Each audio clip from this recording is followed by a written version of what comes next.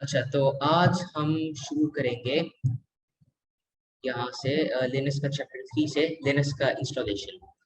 तो पिछले जो दो चैप्टर्स हमने किया है उसमें हमने सबसे पहले तो एक जनरल अंडरस्टैंडिंग दिया था लिनक्स के बारे में। लिनक्स है क्या, ऑपरेटिंग सिस्टम क्या करता है, how is Linux different from Windows and Mac OS, उसमें जो फ्लेवर्स होते हैं, फ्लेवर्स क्या होते हैं, फ्लेवर्स या डिस्ट्रीब्यूशन इनका मतलब क्या है, इनमें फर्क क्या होता है, तो इतने सारे वर्जन्स क्यों हैं। और उसके बाद हमने चैप्टर 2 के अंदर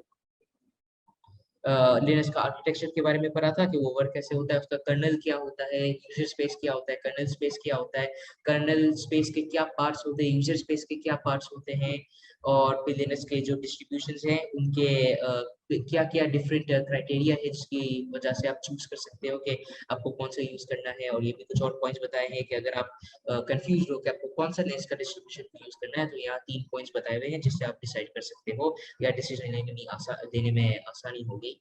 तो उसके बाद चैप्टर नंबर 3 तो हम यहाँ से शुरू करेंगे। तो चैप्टर नंबर 3 के अंदर हम बुक को यूज करेंगे ही नहीं। इसका वजह ये है कि इंस्टॉलेशन का जो मेथड मैं बताऊंगा वो बुक से थोड़ा आसानी होगा, तो बेहतर है कि हम उसी को ही फॉलो करें। और ये बुक भी थोड़ा आउटडेटेड है, तो हो सकता है कि कुछ इन्फॉर्मेशन इतना एक्यूरेट ना हो। तो अभी मैं फिलहाल इसको एग्जिट कर लेता हूँ। अब यहाँ से हम शुरू करते हैं। मैं एक नया टैब खोल लेता हूँ। सबसे पहले हम जाएंगे वर्चुअल बॉक्स का वेबसाइट के ऊपर। तो मेरे ख्याल से वर्चुअल बॉक्स का एक मैकओएस का वर्जन भी अवेलेबल है, वो मैं देख लेता हूँ। तो सबसे पहले तो आप जाओगे virtualbox.org के ऊपर और फिर आप डाउनलोड्स के सेक्शन के अंदर जाओगे। और यहाँ यहाँ जी OS X के लिए अवेलेबल है। मेरे ख्याल से आप DMG फाइल डाउनलोड कर सकते हैं यहाँ से। और फिर विंडोज का भी डाउनलोड ऑप्शन है, और अगर लिनक्स के लिए के ऊपर भी आपको इंस्टॉल करना है तो आप वो भी कर सकते हो। तो सबसे पहले तो ये वर्चुअल बॉक्स है क्या, ये वर्चुअलाइजेशन क्या होता है, इसको मैं सबसे पहले एक्सप्लेन कर लेता हूँ। तो सबसे पहले तो Docker Docker containers versus virtual machines, तो ये एक टॉपिक है जो हम बाद में कवर करेंगे डॉकर के बारे में। तो सबसे पहले तो हम इसका एक पार्ट को तो आज ही कवर कर लेते हैं कि वर्चुअल मशीन्स किस तरह चलते हैं। तो ये एक बहुत ही अच्छा डायग्राम है, इसको ही हम देख लेते हैं। तो ये आप देख सकते हो कि ये लेफ्ट पे आपको एक वर्चुअलाइजेशन सॉफ्टवेयर दिख रही है जैसे वर्चुअल बॉक्स, और राइट पे आपको दिख रही है कंटेनर्स। तो अभी फिलहाल हम वर्चुअलाइजेशन की तरफ जाएंगे। और जी बिल्कुल, वर्चुअलाइजेशन जो है वो i5 के ऊपर हो सकती है। जो मैं पर्सनली रिकमेंड करता हूँ, आपके पास मिनिमम i3 मतलब i3 7 जनरेशन से अबव, और तकरीबन 8 GB रैम आपके पास होना चाहिए। रैम रैम की बात करते हो तो 8 GB रैम तो मिनिमम है, क्योंकि उससे कम होगा और आप फिर लिनक्स को चलाओगे जैसे फॉर एग्जांपल आधा रैम के साथ, तो जैसे 4 GB के साथ या 3 GB के साथ, तो आपका खुद का कंप्यूटर बहुत ही ज्यादा हैंग होगा, तो वो थोड़ा मसला बन जाएगा।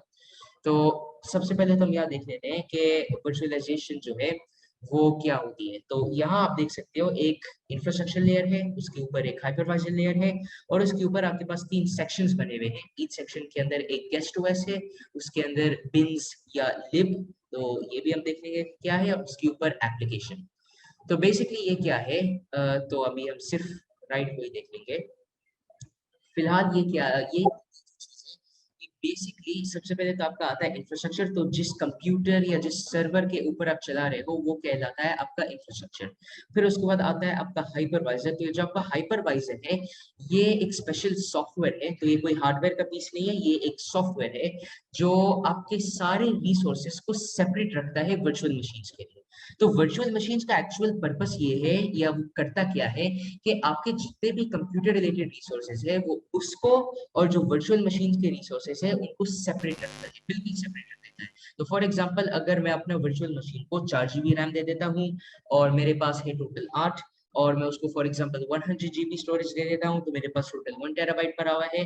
तो जब भी आप वो वर्चुअल मशीन चलाओगे तो होगा ये कि जो भी आपके पास रिसोर्सेज आपने उसको एलोकेट किया, उसको बोलते हैं रिसोर्स एलोकेशन। तो जितने भी आपने रिसोर्सेज को दिया हुआ होगा, for example in this case 100 MB 100 GB storage, तो जो 100 GB होगा वो वर्चुअल मशीन का ही होगा, जो आपका करंट ओएस है, मतलब मैं अभी विंडोज चला रहा हूँ, मैंने इसके ऊपर अब लिनक्स चला दिया है, तो लिनक्स को सिर्फ 100 जीबी मिलेगा, लेकिन वो जो 100 जीबी है वो अब मेरा विंडोज नहीं इस्तेमाल कर सकेगा। It is not available to Windows anymore, क्योंकि वो अब लिनक्स के साथ असाइन हो गया है। अब जब तक वो वर्चुअल मशीन बंद नहीं होता है आप उसको इस्तेमाल नहीं कर सकते हो। तो ये एक एग्जांपल मैंने दिया स्टोरेज का, यही चीज होता है रैम के साथ। अगर फॉर एग्जांपल आपके पास कंप्यूटर में 8 जीबी रैम है, आपने 4 जीबी रैम अपनी वर्चुअल मशीन को दिया है, तो फिर आप सिर्फ 4 जीबी रैम को यूज कर सकते हो अपना विंडोज के ऊपर, और लिनक्स के अंदर आपके पास 4 जीबी रैम ऑलरेडी एलोकेट होगा। तो वो जो 4 जीबी रैम आपने एलोकेट किया हुआ है वो आपका विंडोज नहीं यूज कर सकता है। तो ये है पूरा कॉन्सेप्ट वर्चुअलाइजेशन का। तो ये जो रिसोर्स की जो सेपरेशन होती है कि अब इतना जीबी रैम इसको देना है, इतना स्टोरेज इसको देना है, ये सारा काम हाइपरवाइजर करता है। तो हाइपरवाइजर का जो एक्टिवेशन होती है वो भी हम अभी देख लेते हैं ये आर्किटेक्चर खत्म करने के बाद। फिर उसके बाद आपका आता है गेस्ट ओएस, और ये इसलिए मल्टीपल सेक्शंस में डिवाइड हुआ हुआ है, ये सिर्फ एक एग्जांपल है, क्योंकि ये बेसिकली एक वन टू मेनी कॉन्सेप्ट है। आपके पास वन कंप्यूटर है और आप उसके ऊपर मल्टीपल ओएसएस चला रहे हो, तो ये वन टू मेनी सॉल्यूशन बोला जाए। इसका ऑपोजिट क्या होगा, आपके पास दो तीन कंप्यूटर्स है, आपको उनको मर्ज करके एक कंप्यूटर में करना है, तो दूसरे बंदे को ऐसा दिखे कि ये एक ही कंप्यूटर है, कि तो उसके जितने भी रिसोर्सेज है वो मर्ज हो जाएंगे, तो उसको बोलते हैं क्लस्टरिंग। तो क्लस्टरिंग होता है मेनी टू वन, और वर्चुअलाइजेशन होती है वन टू मेनी, जो हम अभी करने जा रहे हैं। तो इसलिए क्योंकि आप मल्टीपल ओएसएस बना सकते हो, अगर आपका कंप्यूटर में इतने रिसोर्सेज मौजूद है, तो फिर आप तीन वर्चुअल मशीन्स, तो यहाँ तीन है, एक ग्रीन कलर में, एक येलो कलर में, और एक रेड कलर में, तो आप तीन डिफरेंट वर्चुअल मशीन्स बना सकते हो, और ईच वर्चुअल मशीन के अंदर आपकी ओएस होगी, तो इसको कहला जाता है गेस्ट ओएस। तो फॉर एग्जांपल आपके पास उसके अंदर है लिनक्स, आपके पास एक और के अंदर है मैक ओएस, आपके पास एक और के अंदर है विंडोज। तो इस तरह से आप सेपरेट कर सकते हो। तो हर ऑपरेटिंग सिस्टम में हर वर्चुअल मशीन जो है उसका अपना एक ऑपरेटिंग सिस्टम होगा, और उसके ऊपर फिर एक और लेयर है बिन्स स्लैश लिब। तो इसका मतलब क्या है, ये बेसिकली आपके सारे फाइल्स है। तो अगर मैं बोलूं कि फॉर एग्जांपल मुझे अभी मेरा एक बिल्कुल खाली कंप्यूटर है, कोई ओएस उसके अंदर नहीं है, अभी मुझे इसके अंदर इंस्टॉल करना है विंडोज 10, तो मैं देखूंगा कि विंडोज 10 कितना स्टोरेज लेगा। तो मेरे पास फॉर एग्जांपल उसके अंदर एक 500 जीबी का हार्ड ड्राइव है, तो मुझे पता है कि विंडोज का जो इंस्टॉलेशन है, तो उसका जो डिफॉल्ट इंस्टॉलेशन है उसके बाद मेरा तकरीबन 50 जीबी का स्टोरेज यूटिलाइज हो जाएगा। तो मेरे पास कितने बच जाएंगे, मेरे पास बच जाएंगे 450 जीबी। तो ये बिल्कुल इसी तरह से ही होगा। आपके पास जो पिन्स या लिब है, जो रिसोर्सेज इस वर्चुअल मशीन को असाइन किया गया होगा, उसमें से वो एक पोर्शन लेगा जिसमें वो सारा अपना फाइल स्टोर करेगा, सारा ओएस का कॉन्फ़िगरेशन, सारा कोड वो सब स्टोर करेगा। तो उसको कहला जाता है बिन्स या लिब फाइल्स। तो जब भी आप कोई एप्लीकेशन इंस्टॉल करते हो तो वो भी इसी फोल्डर या इसी लेयर के अंदर इंस्टॉल होती है। तो ये बिल्कुल नॉर्मल आपकी एक और कंप्यूटर की तरह से ही है, जिस तरह आपके दूसरे कंप्यूटर के अंदर फाइल सिस्टम होती है, फाइल्स होती है, फोल्डर्स होती है, बिल्कुल इसी तरह का ही है। लेकिन फर्क क्या है कि ये बस वर्चुअल है, ये आपकी एग्जिस्टिंग हार्डवेयर पे ही चल रही है, मतलब है कि एक हार्डवेयर के ऊपर दो ऑपरेटिंग सिस्टम चल रहे हैं। और फिर ये जो आपको लास्ट लेयर पे, फिफ्थ लेयर पे आपको ऐप दिख रही है, ऐप 1, ऐप 2, ऐप 3, ये बेसिकली वही एप्स है जो आप नॉर्मली अपना ओएस के अंदर चलाते हो। आप जूम चलाते हो, ब्राउजर चलाते हो, फाइल एक्सप्लोरर, जो भी आप चलाते हो वो आपके एप्स कहलाते हैं, जो आपका गेस्ट ओएस के ऊपर चलते हैं। तो अभी हम जाते हैं प्रैक्टिकल इंस्टॉलेशन की तरफ। तो अभी हमने देख लिया है कि ये एक्चुअली होता क्या है वर्चुअलाइजेशन, क्योंकि किसी ने पूछा था व्हाट्सएप ग्रुप के अंदर, तो मैंने सोचा कि चलो मैं क्लैरिफाई कर लेता हूँ। तो अब हम जाते हैं इंस्टॉलेशन के ऊपर। तो सबसे पहले तो आप जाओगे इस वेबसाइट के ऊपर, तो ये है virtualbox.org। तो आप उसके ऊपर जाने के बाद आप डाउनलोड्स का फोल्डर में जा सकते हो यहाँ, और फिर आप सेलेक्ट कर सकते हो आपके पास जो भी अभी करंट ऑपरेटिंग सिस्टम है। मेरे पास अभी विंडोज है, तो आप विंडोज को सेलेक्ट करके उसको डाउनलोड करना शुरू कर सकते हो। तो ये तकरीबन 100-110 MB का इंस्टॉलर है, तो मेरे पास ऑलरेडी ये इंस्टॉल हुआ हुआ है मेरे ख्याल से, देख लेता हूँ। जी, यहाँ इंस्टॉल हुआ हुआ है, तो मैं अभी इसको रन कर लेता हूँ। तो ये है अभी मेरे ख्याल से सेकंड लेटेस्ट वर्जन, अभी लेटेस्ट है 6.1.26, ये है 6.1.22, इतना बड़ा मसला नहीं है। तो अभी मैं नेक्स्ट कर लेता हूँ, फिर उसके बाद ये आपके पास ऑप्शंस आ जाते हैं, यहाँ से आप डायरेक्टली नेक्स्ट ही करोगे, जो भी डिफॉल्ट ऑप्शन है उनको सिलेक्ट होने दो, फिर ये सब टिक होना चाहिए यहाँ, फिर उसके बाद नेक्स्ट। और फिर यहाँ ये आपको एक वार्निंग आएगी कि जितने जो भी आपका नेटवर्क कनेक्शन है वो टेम्परेरी डिसेबल हो जाएगा। तो हो सकता है कि ये टेम्परेरी डिसेबल हो जाए। तो अभी फिलहाल मैंने इंस्टॉल नहीं किया हुआ है है वर्चुअल बॉक्स, तो मुझे अभी ये करना पड़ेगा। तो अगर जूम की मीटिंग कट जाती है तो आपको वजह पता ही होगा, लेकिन यहाँ जब भी आप ये इंस्टॉलेशन करोगे तो चांस है कि आपकी जो नेटवर्क कार्ड है वो कट जाए। इसका वजह यह है कि क्योंकि सारे रिसोर्सेज आपके शेयर होते हैं वर्चुअल मशीन के साथ, तो जाहिर सी बात है कि उसको आपका वाईफाई कार्ड का भी एक्सेस चाहिए, वरना वो चलेगा कैसे। तो वाईफाई कार्ड का एक्सेस देने के लिए उसको टेम्परेली डिसेबल करना पड़ेगा, मे बी हो सकता है कि डिसेबल हो जाए। तो खैर मैं अभी प्रोसीड कर लेता हूँ। तो अगर जूम की मीटिंग कट जाती है तो फिर मैं एक और लिंक भेज दूंगा। तो अभी हम यहाँ से शुरू कर लेते हैं और इंस्टॉल।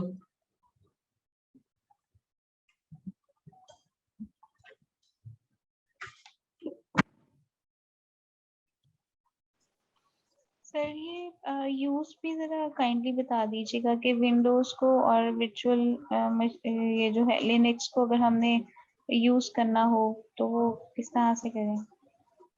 किस तरह से मतलब कि सॉफ्टवेयर को कैसे यूज करना है?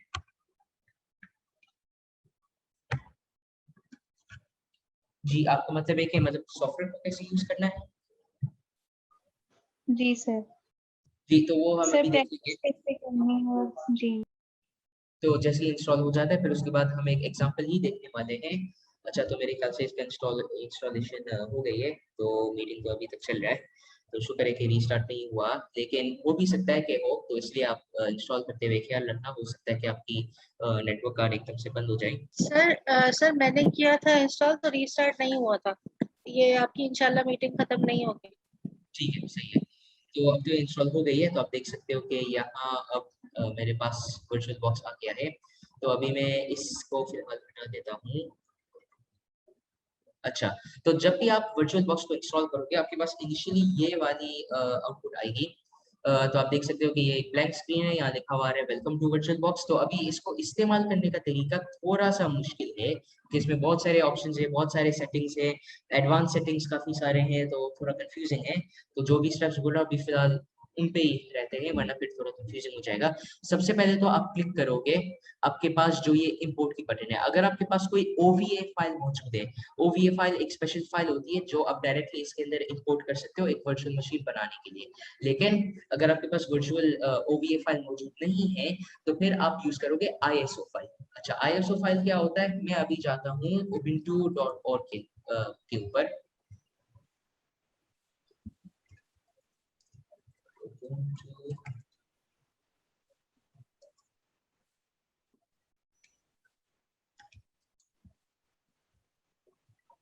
तो ubuntu.com सही है। तो यहाँ फिर उसके बाद मैं जाऊंगा डाउनलोड के ऊपर, फिर डाउनलोड में ubuntu डेस्कटॉप।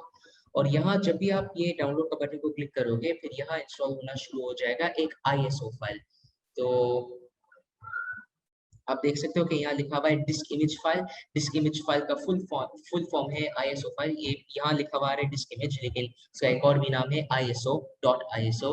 तो यहाँ आप देख सकते हो ये हमारी ISO फाइल है। तो अभी फिलहाल तो ये इंस्टॉल हुई भी है क्योंकि ये तकरीबन 3 GB की फाइल है, और यहाँ के तो जो इंटरनेट कनेक्शन की स्पीड है उसके हिसाब से तो कुछ घंटे लग जाएंगे। तो मेरे पास अभी प्री इंस्टॉल हुआ हुआ है Ubuntu का OS OS फाइल जो है। तो आप देख सकते हो कि मैंने अभी यहाँ इंस्टॉल किया हुआ है। तो इसका अगर प्रॉपर्टीज के अंदर जाता हूँ तो ये है तकरीबन 2.52 GB। तो इसको हम यूज करेंगे Ubuntu चलाने के लिए। तो ये बिल्कुल वही फाइल होती है जब भी आप अपना नॉर्मल कंप्यूटर में बगैर वर्चुअल बॉक्स का आप इंस्टॉल करते हो तो ये बिल्कुल वही फाइल यूज होगी। कुछ स्पेशल फाइल की आपको जरूरत नहीं है, वही फाइल आप डायरेक्टली इसमें लगा के आप चला सकते हो। तो कौन सा पैकेज सेलेक्ट किया ड्यूरिंग डाउनलोडिंग, तो सबसे पहले आप जाओगे मेन वेबसाइट के ऊपर यहाँ। तो ये आपकी virtualbox.org के ऊपर आप आ गए। फिर उसके बाद आप गए डाउनलोड्स का सेक्शन में, ये जो लेफ्ट पे डाउनलोड्स लिखा हुआ आ रहा है यहाँ। फिर उसके बाद आपके पास ये कुछ ऑप्शंस है इधर। तो अगर आपके पास विंडोज है तो विंडोज होस्ट, मैक ओएस है तो फिर मैक ओएस होस्ट, और अगर आपके पास लिनक्स है तो आप इस पर क्लिक करोगे और फिर जो भी इंस्टॉल करना है वो आप कर सकते हो बाद में। तो अभी मेरे पास विंडोज है तो मैंने इसके ऊपर क्लिक किया है, तो फिर ये एप्लीकेशन इंस्टॉल होना शुरू हो गया है। तो ये भी एक और चीज है वर्चुअल बॉक्स एक्सटेंशन पैक। तो ये भी एक बहुत ही इंपॉर्टेंट पैकेज है, मैं रेकमेंड करूंगा कि आप सब इसको भी डाउनलोड कर ही लो। तो ये ज्यादा बड़ा पैकेज नहीं है, मेरे ख्याल से कुछ MBs का ही है। तो अबाउट 10.6 MB का है। बेसिकली ये क्या है, ये एक एक्सटेंशन पैकेज जिसमें कुछ एक्स्ट्रा एक्सटेंशंस मौजूद है। अगर आपके पास USB 3.0 डिवाइसेस है जो एक थोड़ा सा ज़्यादा फास्ट वर्जन है USB का, तो थोड़ा अच्छा रीड एंड राइट स्पीड के लिए आप इसको इंस्टॉल कर सकते हो, तो आपको वो बेनिफिट मिलेगी। उसके अलावा आप इसको इसके लिए भी यूज कर सकते हो कि फॉर एग्जांपल अगर आपको अपना डिस्क को एन्क्रिप्ट करना है या आपको NVM या PXE बूट को यूज करना है, एक स्पेशल फीचर है जो सिर्फ इंटेल कार्ड्स के अंदर अवेलेबल है। अगर आपको उसका भी फायदा उठाना है तो आप वो भी कर सकते हो, और इस तरह के सारे एक्स्ट्रा फीचर्स के लिए। और इसमें एक और भी चीज है जो यहाँ मेंशन नहीं हुआ है, कुछ ऐसे लिनक्स डिस्ट्रीब्यूशंस होते हैं जो Ubuntu is included, तो उनके अंदर मसला क्या होता है कि आप जब फुल स्क्रीन करते हो तो वो फुल स्क्रीन होता नहीं है। मैं आपको अभी मसला दिखा भी देता हूँ। तो उसको फुल स्क्रीन करने का तरीका ये है कि आप ये एक्सटेंशन पैक को इंस्टॉल कर लो, एक दफा अपना कंप्यूटर को रीस्टार्ट कर लो, और फिर आप वापस जब लॉन्च करोगे तो इंशाल्लाह आपकी पूरा फुल स्क्रीन हो जाएगा। तो यहाँ मैंने उस फाइल पे क्लिक की जो मैंने अभी एक्सटेंशन फाइल को इंस्टॉल की, तो यहाँ एक पॉपअप आ गया है, you are about to install a VirtualBox extension pack, तो इंस्टॉल। तो ये मैं यहाँ क्लिक कर लूंगा इंस्टॉल, फिर इसका स्क्रॉल डाउन कर लूंगा, I agree, click on yes. Sir ये समझ में आया कि आपने पहले विर्चुअल बॉक्स जो है वो उनमें से एक पैकेज जो है वो विंडोज होस्ट इंस्टॉल किया, डाउनलोड किया, उसके बाद फिर आपने उबंटू से क्यों किया है, ये नहीं समझ आ रहा। अच्छा, तो ये बेसिकली क्या है, ये जो सॉफ्टवेयर है VM वर्चुअल बॉक्स, ये बस इसका काम यही है कि वो आपके सारे वर्चुअल मशीन्स को रन करेगा। तो ये सिर्फ रनिंग क्लाइंट है, ये कुछ भी इंस्टॉल नहीं करेगा, आपका कोई भी सेटअप नहीं करेगा। आप देख सकते हो ये बिल्कुल ब्लैंक है, इसमें फिर सारा सेटिंग आप अपने हिसाब से करोगे। अभी आपका क्लाइंट बन गया है, इसका रिस्पॉन्सिबिलिटी ये होगा कि जब आप इसमें OS डालोगे तो फिर डालने के बाद वो उसको रन करेगा। तो इसका रिस्पॉन्सिबिलिटी है सिर्फ OS को रन करने का। अब जो OS, जो असली OS है वो आपको कहाँ से मिलेगी, वो आपको वेंडर की वेबसाइट से मिलेगी। जैसे Ubuntu की वेबसाइट है, ubuntu.com से आप ISO फाइल को डाउनलोड करोगे तो वो होगी एक्चुअल OS की फाइल जिसमें सारा OS का कंटेंट है, तो आप उसको ऐड कर लोगे यहाँ, और फिर इंशाल्लाह आपकी ऑपरेटिंग सिस्टम चल जाएगी। तो ये बेसिकली डिफरेंस है। तो अभी हमने ISO फाइल ऑलरेडी मैंने इंस्टॉल किया हुआ है, तो सर 2.6 अभी अभी जब उबंटू की जो वेबसाइट काइंड ऑफ थी उस पे गए थे तो वहाँ पे आपने क्या ISO की फाइल आपने कहा कि आपने डाउनलोड की है, जी, तो आपने सर्चिंग में सर्च कहाँ से डाउनलोड किया? जी, तो सबसे पहले आप जाओगे ubuntu.com के ऊपर, उसके बाद आप जाओगे ये डाउनलोड का सेक्शन लिखा हुआ है इसके अंदर, फिर उसके बाद यहाँ Ubuntu डेस्कटॉप लिखा हुआ है, आप इसके ऊपर क्लिक करोगे। फिर उसके बाद यहाँ जो लेटेस्ट वर्जन है ये ऊपर वाला, इसको ही आप डाउनलोड करोगे, यहाँ डाउनलोड का बटन दिया हुआ है, तो आप इसको क्लिक करके फिर यहाँ डाउनलोड होना शुरू हो जाएगा। तो आप देख सकते हो, फिर यहाँ से आप इंस्टॉल कर सकते हो। लेकिन सर ये iOS जो है ये तो हम आपने मतलब विर्चुअल बॉक्स में विंडोज होस्ट किया और यहाँ पर उबंटू में हम iOS को कर रहे हैं इंस्टॉल, तो सर ये कुछ क्लेरिफाई नहीं हो रहा। अच्छा, तो अच्छा चलो मैं इस तरह से समझाता हूँ। अच्छा, तो सबसे पहले तो अगर मैं ये बोलूँ कि ये है आपका अभी मेन ऑपरेटिंग सिस्टम है आपका कंप्यूटर के ऊपर, अभी जो OS इंस्टॉल्ड हुई भी है वो है विंडोज। तो मैं अभी फिलहाल इसमें विंडोज चला रहा हूँ, तो ये प्लेन विंडोज लैपटॉप है, इसमें कोई और ऑपरेटिंग सिस्टम नहीं है, कुछ भी नहीं है, बिल्कुल सीधा साधा लैपटॉप है।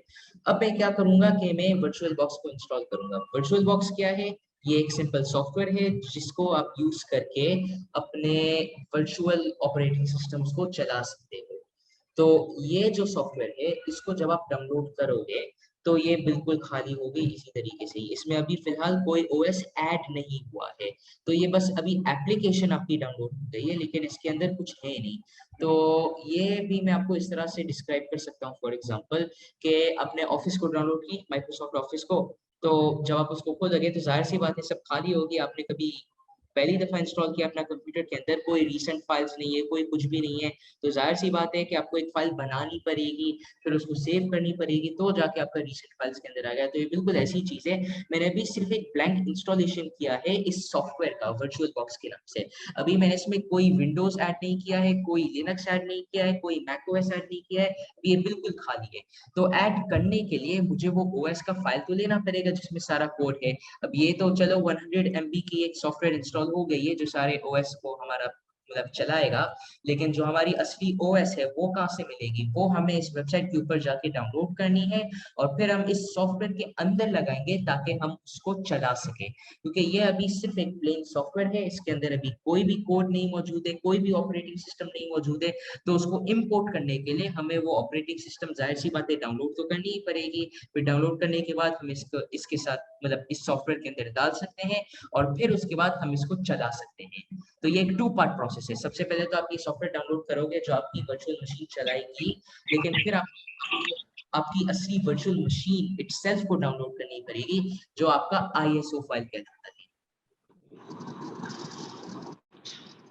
जी सर, बिल्कुल ठीक है सर। हम इसको इस तरह समझ सकते हैं कि जो वर्चुअल बॉक्स है वो हमें एक एनवायरनमेंट प्रोवाइड कर रहा है जिसमें हम मुख्तलिफ जो है वर्किंग करेंगे ISO पे। जी बिल्कुल परफेक्ट एग्जांपल है। एक सिर्फ एक एनवायरनमेंट है, फिर इस एनवायरनमेंट के अंदर हम जो भी ऐड करेंगे फिर हम उसको उसी तरीके से इस्तेमाल कर सकते हैं। अभी एक ब्लैंक एनवायरनमेंट है, तो अभी हमें इस एनवायरनमेंट के अंदर उबुंटू को इंस्टॉल करना है। तो उबुंटू ऑलरेडी इंस्टॉल हुआ हुआ है, तो मैं अभी डायरेक्टली उसको यहाँ से इंपोर्ट कर लेता हूँ। तो समझो कि आपकी ISO फाइल डाउनलोड हो गई, तो अब आपको इसके अंदर इंपोर्ट करनी है। तो उसका क्या तरीका होगा, यहाँ लिखा हुआ है न्यू का बटन। तो यहाँ लिखा हुआ है एक मेरे ख्याल से कोई कुछ बोल रहा है। Sorry for the interruption sir, ये क्लेरिफाई करना है कि ISO जो फाइल है आपने वो उबुंटू की वेबसाइट से की है डाउनलोड? जी। तो अब ये जो आपके पास ISO फाइल आ गई है उबुंटू की वेबसाइट से, तो यहाँ से फिर आप क्या कर सकते हो, आप यहाँ एक न्यू वर्चुअल मशीन को क्रिएट कर सकते हो या फिर आप ऐड का बटन को क्लिक कर सकते हो। तो हम ऐड का बटन को यूज नहीं करेंगे, इसका वजह ये है कि वही जो मैंने आपको एक VBox फाइल या OVA फाइल के बारे में बताया कि आप डायरेक्टली उसको यहाँ इंपोर्ट करोगे तो आपको फिर ISO फाइल डाउनलोड करने की जरूरत नहीं पड़ेगी, क्योंकि इसमें क्या है, 2 स्टेप प्रोसेस किया आपने, ये डाउनलोड किया है वर्चुअल बॉक्स का एनवायरनमेंट या इसका सॉफ्टवेयर, और फिर आपको ISO फाइल को इंस्टॉल करके फिर उसको यहाँ लगाना है। अगर आपको ये सारा लफड़ेबाजी नहीं करना है तो आप सीधा सीधा एक फाइल को इंस्टॉल कर सकते हो जिसका नाम है OVA फाइल। आपने यहाँ ऐड का बटन क्लिक कर ली, उसको सिलेक्ट कर दी, खुद ब खुद हर चीज आपका यहाँ लोड हो जाएगा। तो ये आप कर भी सकते हो। मेरे ख्याल से ubuntu.com में एक स्पेशल जगह बना हुआ है जहाँ से आप वर्चुअल मशीन्स के लिए डाउनलोड कर सकते हो। तो वो मैं बस देख लेता हूँ। ubuntu OVA फाइल अगर आप ऑनलाइन रिसर्च करोगे तो आपको यहाँ से भी मिल सकती है।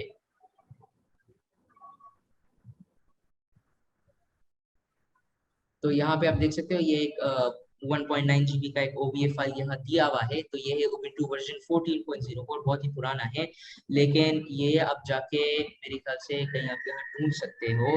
तो वैसे तो मैं इसको ही इस्तेमाल कर लेता हूँ, लेकिन डेफिनेटली यहाँ एक ऑप्शन दिया हुआ होगा जिससे आप डायरेक्टली उबुंटू के लिए इंस्टॉल कर सकते हैं। खैर ये इतना इंपॉर्टेंट नहीं है, इससे भी आराम से हमारी काम चल जाएगी। तो हम अभी इसको यूज कर लेते हैं।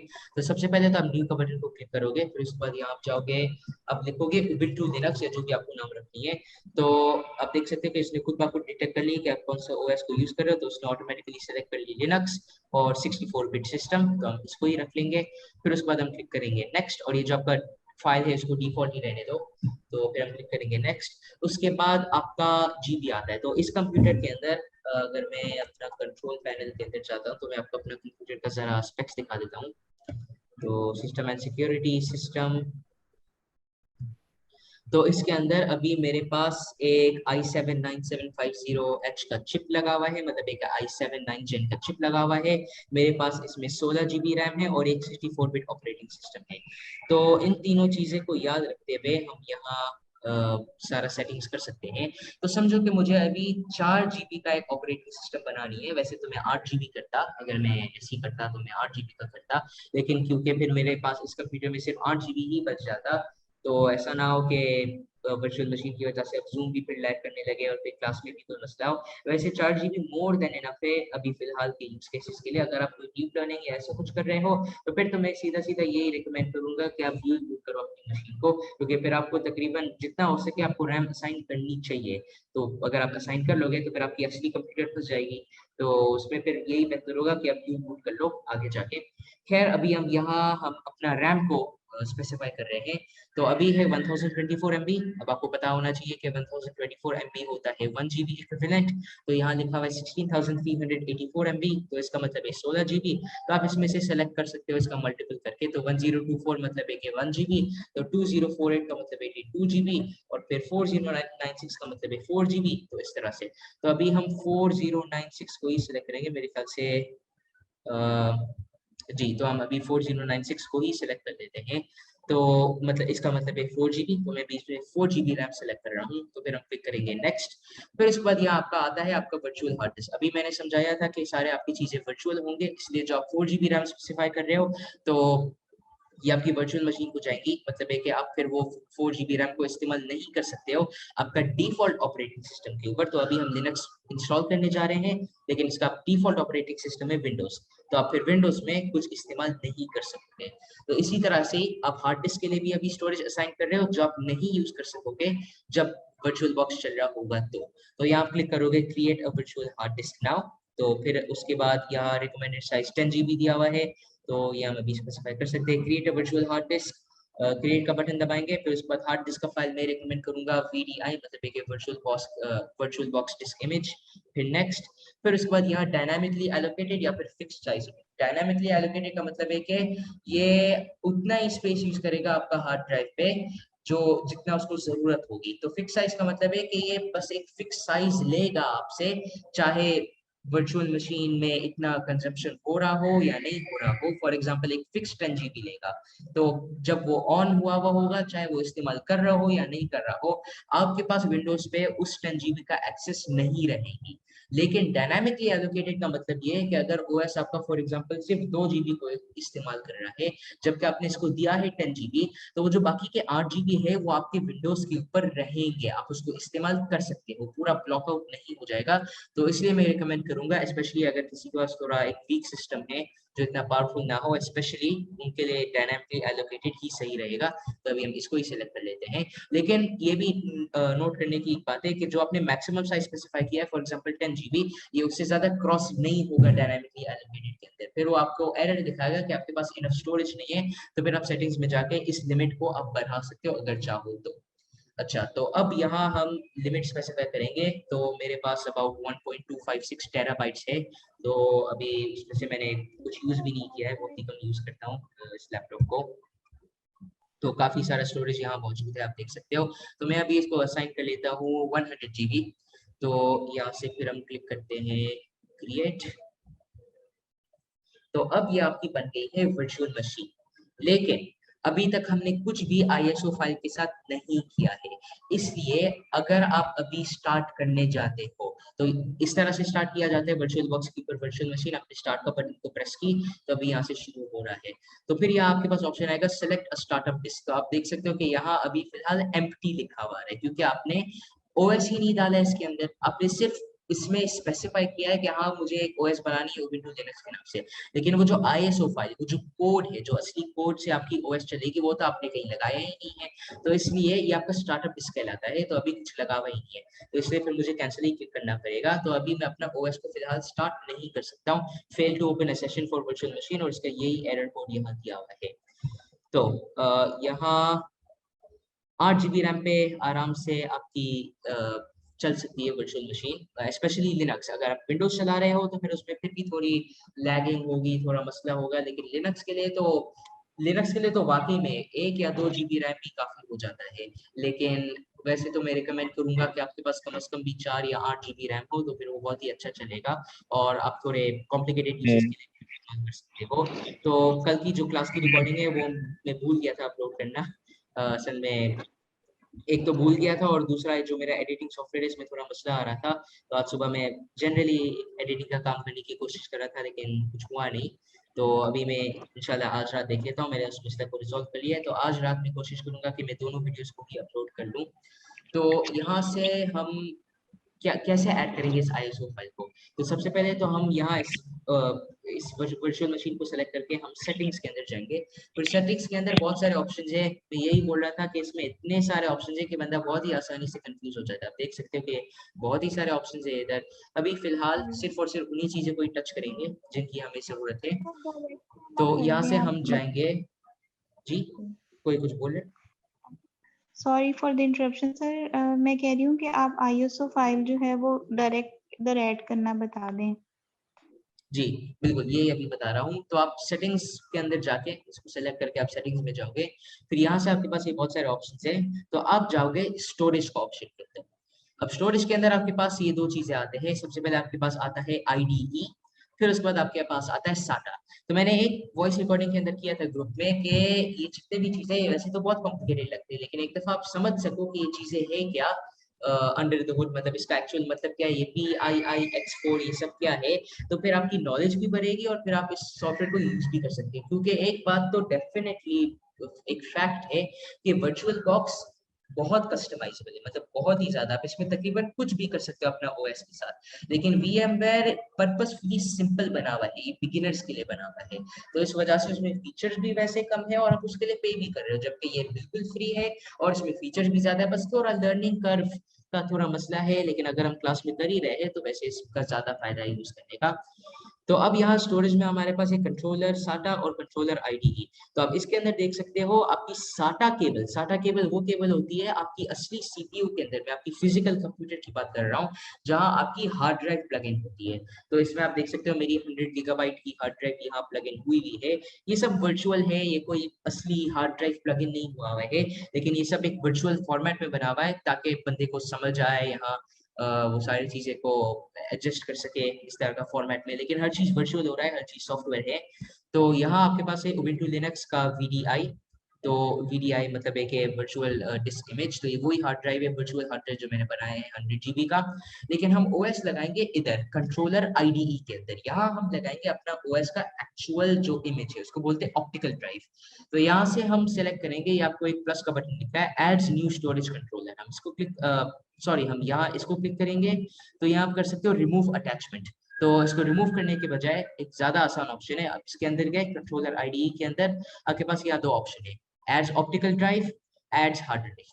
तो हार्ड ड्राइव हमारी यहाँ ही लगेगी और यहाँ हमारी लगी भी है, इसलिए हम इसके अंदर जाके हम ना ये सेलेक्ट करेंगे इधर ऑप्टिकल डिस्क। फिर ऑप्टिकल डिस्क सेलेक्ट करने के बाद आपके पास ये ऑप्टिकल डिस्क सेलेक्टर आती है, तो आप देख सकते हो कि ये डिस्क एम्प्टी है क्योंकि हमने अभी तक कुछ इसमें इंपोर्ट नहीं किया है। तो हम फिर इसका ऐड का बटन के ऊपर क्लिक करेंगे और फिर हम यहाँ इस्तेमाल मतलब हम लिंक कर सकते हैं वो जो हमारा इमेज है। अभी मैं सर्च करता हूँ उबुंटू लिनक्स के लिए, तो मैं इस डायरेक्टरी को यहाँ खोल देता हूँ, उसका डायरेक्टरी को कॉपी करके इसके अंदर खोल देता हूँ और फिर मैं अपना फाइल को स्पेसिफाई कर लेता हूँ। तो यहाँ लिखा हुआ है उबुंटू लिनक्स, तो मैं इसको ही सिलेक्ट करूंगा। ये वही ISO फाइल है जो ubuntu.com से डाउनलोड हुई भी है, तो मैं इसको यहाँ इंक्लूड करूंगा। तो मैं फिर इसको सेलेक्ट करके क्लिक करूंगा चूज, ये जो चूज का बटन लिखा हुआ है मैं इसको क्लिक करूंगा और फिर आप यहाँ देख सकते हो कि आपकी ISO फाइल ऐड हो गई है। और फिर ये जो यहाँ MD लिखा हुआ है ये चाहो तो आप रिमूव भी कर सकते हो। तो अब आप यहाँ क्लिक करोगे ओके इसको ऐड करने के बाद। तो अब आपके पास ये आपकी पूरी वर्चुअल बॉक्स की इमेज बन गई है। तो अगर आपको पता हो कि आपको करना क्या है तो फिर ये इतना मुश्किल सॉफ्टवेयर नहीं है, और अगर आप बेसिक की तरफ ही रहोगे तो फिर वाकई में इतना मुश्किल नहीं है। अगर आप आई थिंक आप अग्री करोगे कि जो मैंने अभी की ये इतना मुश्किल नहीं था। तो अब हम पूरे तैयार है अपना वर्चुअल बॉक्स मतलब हमारे लिनक्स इंस्टेंस को चलाने के लिए। तो अब हम वही करेंगे, इसको क्लिक करके हम स्टार्ट दबाएंगे यहाँ। तो यहाँ हमारी विंडो खुल जाएगी और अब आप देख सकते हो ये वो एरर अच्छा ये एक और एरर आ रही है, मुझे असल में अपनी सिस्टम को रीस्टार्ट करनी पड़ेगी। तो विंडो लिनक्स को इंस्टॉल करने के बाद वैसे तो वो उधर मेंशन कर लेता है कि you should restart your system now, या वो ऑटोमेटिकली उसको रीस्टार्ट कर लेता है, लेकिन जहन से ही निकल गया कि मुझे इसको अभी रीस्टार्ट करनी पड़ेगी। तो मैं अभी इसको रीस्टार्ट कर लेता हूँ, फिर उसके बाद हम नेक्स्ट सेशन से कंटिन्यू करेंगे। वैसे भी ये सेशन अभी एंड होने वाली है, तो बस मैं एक आखिरी सवाल आंसर कर लेता हूँ, ISO फाइल डेस्कटॉप पे सेव करेंगे या मेन डायरेक्टरी में? तो वो तो मसला नहीं है, जहाँ भी आप सेव कर लो आप उसको यहाँ से डायरेक्टली लिंक कर सकते हो। ये जो मैंने आपको बताया है ये जो मैंने पूरा खोला है सॉफ्टवेयर के अंदर, फिर मैं गया हूँ सेटिंग्स के अंदर, फिर वहाँ से हार्ड डिस्क के अंदर मैंने वो ISO फाइल को सेलेक्ट की।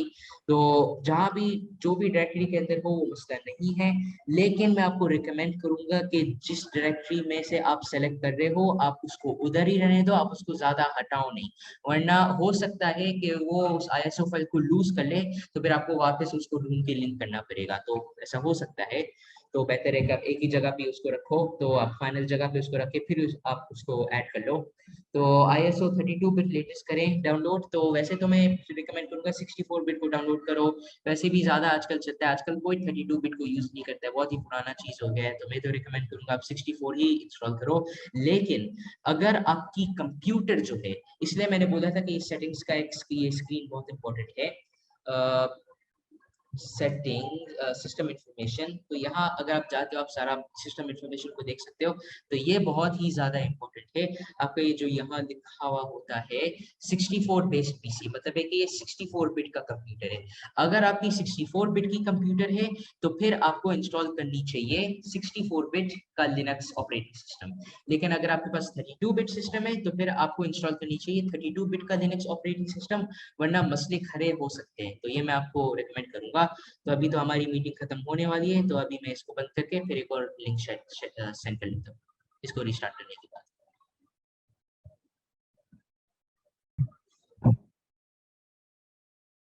अच्छा, तो अब हम वहां से कंटिन्यू कर लेते हैं जहाँ से हमने छोड़ा था। तो जो एरर थी वो अब मैंने रिस्टार्ट तो कर लिया है मशीन को, तो ये अच्छा, ये एक बेस्ट प्रैक्टिस है कि जब भी आप वर्चुअल बॉक्स को इंस्टॉल करो तो आपको अपनी मशीन को रिस्टार्ट करनी चाहिए, ताकि फिर कोई ऐसा वैसा एरर ना आए कि फिर आप परेशान हो जाओ ये वो। तो अगर आपके पास कोई एरर आ रही है तो बेहतर है कि आप सबसे पहले इंस्टॉलेशन के बाद उसको रिस्टार्ट करो, या जनरली भी अगर आपके पास ऐसी एरर आ रही है तो बेहतर है कि आप अपनी मशीन को रिस्टार्ट करो और फिर उसके बाद आप ट्राई करो। तो अब अगर मैं स्टार्ट का बटन को दबा देता हूं तो आप देख सकते हो कि अभी भी वही वाली एरर आ रही है, यहाँ बिल्कुल वही एरर है। तो अभी इसको सर्च करने के बाद मुझे पता चलिए कि इसका सॉल्यूशन क्या है।